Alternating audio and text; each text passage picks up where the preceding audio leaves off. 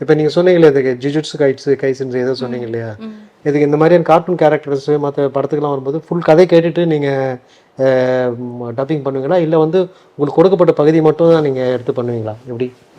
இதில் டப்பிங் ஆர்டிஸ்டோட சாய்ஸே கிடையாது. ஆல்சோ எங்களுக்கு ஃபுல்லாக காட்டவும் மாட்டாங்க. இந்த படம் பண்ணுறோம் இல்லையா, படம் ரிலீஸ் ஆகலை, இன்னும் தமிழில் அது ரிலீஸ் ஆகலை. என் போர்ஷன், என் கேரக்டர் இவங்க நல்லவங்களா கெட்டவங்களானே நமக்கு தெரியாது. நம்ம போர்ஷன் மட்டும்தான் காட்டுவாங்க, குட்டி குட்டியாக தான் காட்டுவாங்க.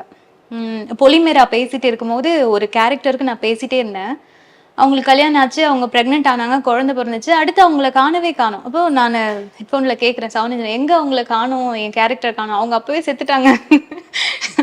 ஸோ ஒரு படம் ஃபுல்லாக நமக்கு தெரியாது.